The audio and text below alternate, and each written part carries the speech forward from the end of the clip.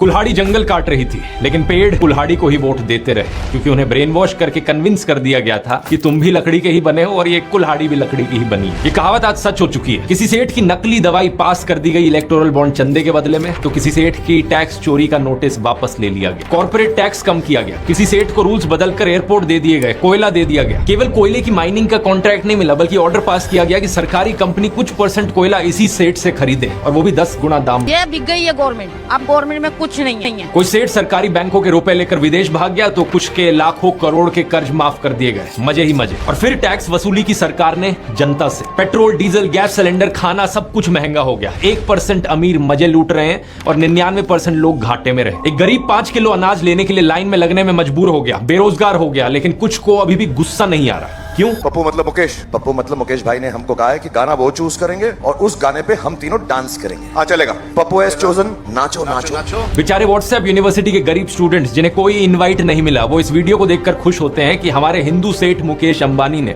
मुस्लिम शाहरुख, सलमान और आमिर को नचवा दिया। लेकिन जो ब्रेन वॉश नहीं हुआ है वो सीधा देख सकता है कि इस वीडियो में अमीर शाहरुख, अमीर सलमान और अमीर आमिर खान अपने अमीर दोस्त मुकेश अंबानी के साथ हंसी मजाक कर रहे हैं, डांस कर रहे हैं और एंजॉय कर रहे हैं। और गरीब रमेश और गरीब अब्दुल बैठकर एक दूसरे से लड़ रहे हैं। बस इतना सा फर्क है।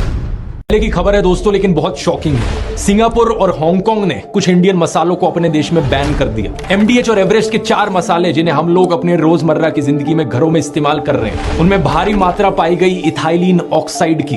ये एक पेस्टिसाइड है और ग्रेड 1 कार्सिनोजेन है, यानी कि इससे कैंसर होने का खतरा बहुत ज्यादा है। ये बहुत शर्म की बात है, क्योंकि हमारा देश दुनिया में सबसे ज्यादा मसाले प्रोड्यूस और एक्सपोर्ट करता है, और इस खबर के बावजूद हमारी सरकार ने देश की जनता को कोई चेतावनी नहीं दी। हमारे प्रधानमंत्री हिंदू मुसलमान के नाम पर वहां लोगों को भड़काने में बिजी है। पिछले 4 सालों में यूरोपियन यूनियन की फूड सेफ्टी अथॉरिटीज ने 500 से ज्यादा अधिक इंडियन प्रोडक्ट्स को फ्लैग किया है। एग्जैक्टली 525 प्रोडक्ट्स, और इनमें भी इथाइलिन ऑक्साइड पाया गया। हमारे देश की फूड स्टैंडर्ड्स अथॉरिटी FSSAI का काम है इन सब चीजों को जांचना, फूड की रेगुलेशन करना, ताकि ये खतरनाक केमिकल्स हमारे खाने में ना आए। क्या कर रहे हैं ये? और यहाँ सिर्फ खाने की बात नहीं है, मैंने फार्मा फाइल्स वाले वीडियो में बताया था, दवाइयों का भी यही हाल है। ये चंदा धंधा मॉडल देश के लिए कितना हानिकारक है, अब तो समझ जाओ।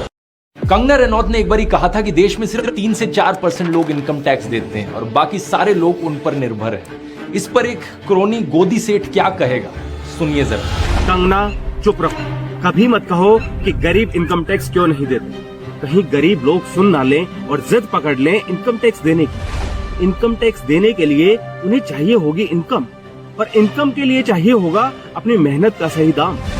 मेहनत लगती है जो अन्न उगाने में, कपड़ा बनाने में, किसी का घर सजाने में, खदानों से कोयला और हीरा ढूंढ कर लाने में। ये गरीब लोग ही तो बनाते हैं सब टीवी, फ्रिज, कार, सड़क, पुल और इमारत, सोने के गहने, रेस्तरां में खाना और मोबाइल के मरम्मत। हम लूटते हैं उनकी मेहनत। मुफ्त बाजार के नाम पे खा जाते हैं सब मुनाफा, उन्हें देकर चंद सिक्के। ये मजेदार सिस्टम चलने दो। सरकार उन्हें दे 5 किलो अनाज तो देने दो। ज्यादा चर्चा हुई तो वामपंथी भगत सिंह आ जाएगा, इन लोगों को सब खेल समझाएगा।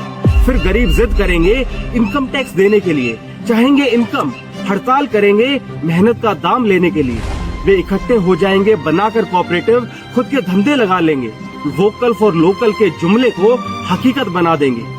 हम क्रोनी सेठ का तो इतना लाइफ खराब हो जाएगा। इसलिए चुप रहो, कभी मत कहो कि गरीब इनकम टैक्स क्यों नहीं देते।